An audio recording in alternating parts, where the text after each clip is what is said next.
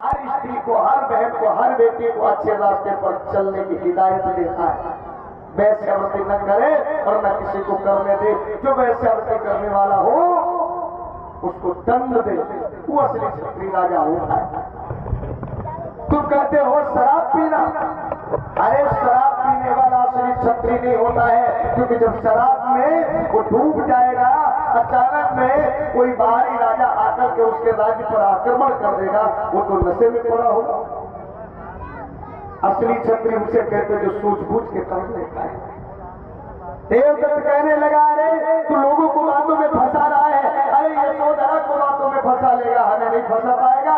अरे नहीं तो हो जाए एक हाथ। मल्लयुद्ध हुआ, जब मल्लयुद्ध हुआ उसमें भी सिद्धार्थ जीत गए। घोड़े की रेस हुई, सिद्धार्थ जीत गए। अब देवदत्त के कई साथी बड़ा परेशान कि हर बार सिद्धार्थ जीत रहे।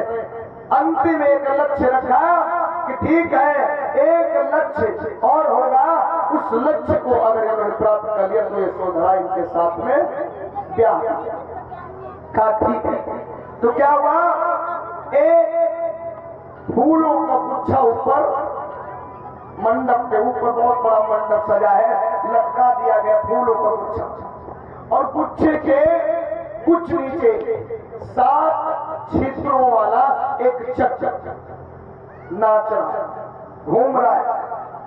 और करना क्या है, नीचे से तीर का निशाना लगाना है, और चक्र बराबर घूम रहा है और उस चक्र में छेद है, और जब तीर चले तो छेद से जाकर के गुच्छे में लगे और गुच्छा नीचे लगे। बड़े बड़े राजकुमार थे, सोचने लगे निशाना लगाए तो कैसे लगाए, अरे यहाँ निशाना लगाए तो बराबर गति से घूम रहा है, हम इस छेद को देखते तो फिर दूसरा छेद आ जाता। राजकुमार सिद्धार्थ ने कहा मुझे मंजूर है, और राजकुमार सिद्धार्थ ने ऐसा निशाना लगाया, छेद से जा करके गुच्छे में लगा और गुच्छा नीचे। यशोधरा के साथ विवाह हो गया। अब महाराज ने सोचा कि अब तो हमारा बेटा गृहस्थ में फंस गया, शादीशुदा हो गया ना, अब बैरागी नहीं बनेगा। लेकिन फिर क्या हुआ, यशोधरा घर में रहती